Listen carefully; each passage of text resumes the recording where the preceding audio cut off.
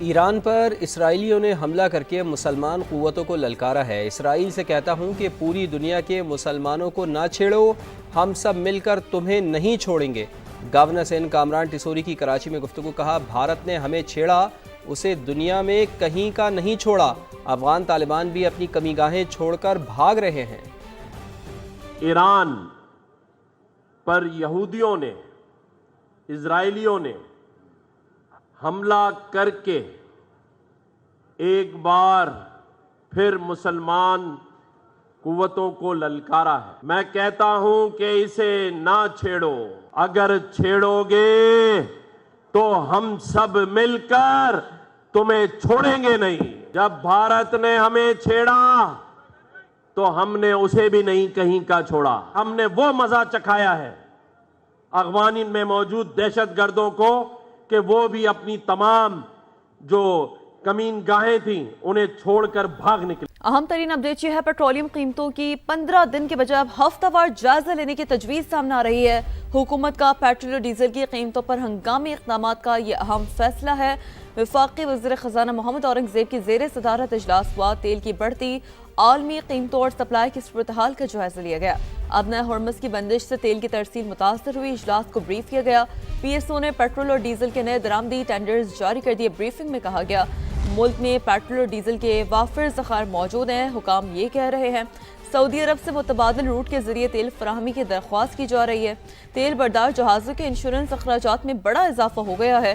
حکومت آئل کمپنیوں کو اضافی اخراجات کی ادائیگی پر غور کرے گی۔ مشرق وسطی کی سنگین صورتحال۔ متحدہ عرب امارات میں پھنسے پاکستانیوں کی واپسی کے لیے پی آئی اے کو یومیہ 2 پروازوں کی اجازت مل گئی ہے۔ جدہ، ریاض اور مدینہ کے لیے پروازیں معمول کے مطابق جاری ہیں۔ ایمریٹس ایئر لائن نے دبئی سے آپریشن 7 مارچ تک معطل رکھنے کا فیصلہ کیا ہے۔ ایئر عربیہ کا یو اے ای سے فضائی آپریشن 9 مارچ تک معطل رکھنے کا اعلان۔ سعودی ایئر سے پروازیں 6 مارچ تک معطل رہیں گی۔ ایران کے معاملے میں پوزیشن مضبوط ہے۔ ایرانی قیادت کو ختم کر دیا ہے۔ ایران میں جو بھی رہنما بننا چاہتا ہے اس کا انجام موت پر ہوگا۔ امریکی صدر ڈونلڈ ٹرمپ کا کہنا ہے کہ ایرانی میزائل اور لانچرز کا صفایا کیا جا رہا ہے۔ اگر ایران پر حملہ نہ کیا ہوتا تو وہ 2 ہفتوں میں جوہری ہتھیار حاصل کر چکا ہوتا۔ اگر لوگ ایٹمی ہتھیار رکھتے ہیں تو برے نتائج سامنے آتے ہیں۔ انہوں نے ایران کے ساتھ ڈیل پر سابق امریکی صدر براک اوباما کو شدید تنقید کا نشانہ بنایا۔ We're going to continue to do well. We have the greatest military in the world by far, and that was a tremendous threat to us for many years. 47 years they've been killing our people and killing people from all over the world. And if we didn't terminate the worst deal, one of the worst deals ever made, the Obama nuclear deal, I call it the Obama nuclear deal, where he gave everything to Iran. So we're in a very strong position now, and their leadership is just rapidly going. Everybody that seems to want to be a leader, they end up dead. I can say, and you see it as well as I do, you see the tremendous progress that's being made. Their missiles are being wiped out rapidly. Their launchers are being wiped out. They're attacking their neighbors. They're attacking their, in some cases, allies, or not so long ago allies. If we didn't hit within 2 weeks, they would have had a nuclear weapon. امریکی Saint نے ایران کے خلاف جنگ روکنے کی کوشش ناکام بنا دی۔ سینٹ میں صدر ٹرمپ کے جنگی اختیارات محدود کرنے کی قرارداد مسترد کر دی گئی۔ 100 رکنی سینٹ میں قرارداد 47 کے مقابلے میں 53 ووٹوں سے مسترد ہوئی۔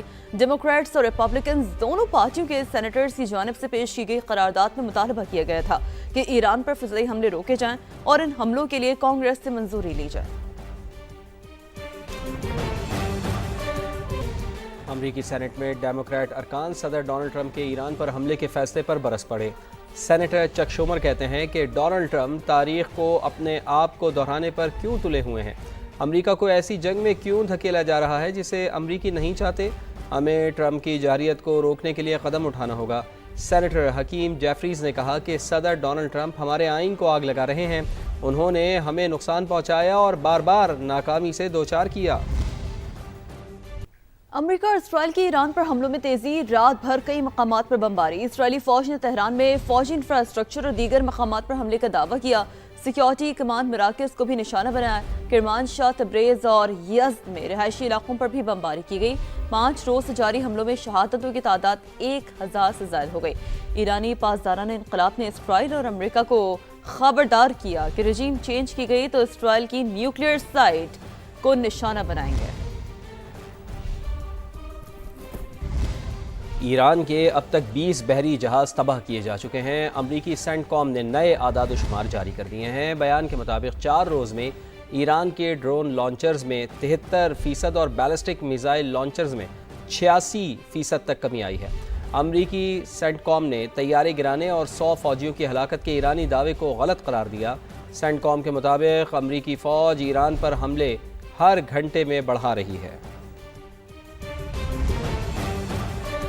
ایران کی جوابی کارروائیاں، اسرائیل کے مختلف علاقوں میں میزائل اور ڈرون داغتے، تل ابیب، حیفا اور یروشلم میں سائرن بج اٹھے، شہریوں کی دوڑیں لگ گئی، بنکرز میں پناہ لے لی۔ حزب اللہ نے اسرائیلی فوجی مراکز کو نشانہ بنایا۔ اسرائیل نے بیروت سمیت لبنان کے مختلف علاقوں پر بمباری کی۔ تازہ حملے میں 3 شہری شہید اور 8 زخمی ہو گئے۔ شہادتوں کی تعداد 75 ہو گئی۔ اسرائیلی جارحیت کے باعث 18,000 لوگ بے گھر ہو گئے۔ سعودی وزارت دفاع کے مطابق الخرج شہر کے قریب 3 کروز میزائلوں اور 3 ڈرونز کو تباہ کر دیا گیا۔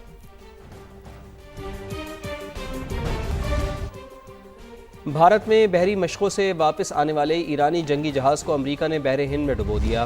ایرانی نیوی کے فریگیٹ کو بھارتی حدود سے بین الاقوامی پانیوں میں پہنچتے ہی نشانہ بنایا گیا۔ تباہ ہونے والے جہاز سے پیغام ملنے پر شری لنکن نیوی مدد کے لیے پہنچ گئی۔ بھارت خاموش تماشائی بنا رہا۔ شری لنکن نیوی کے مطابق ریسکیو ٹیم پہنچنے تک جہاز ڈوب چکا تھا۔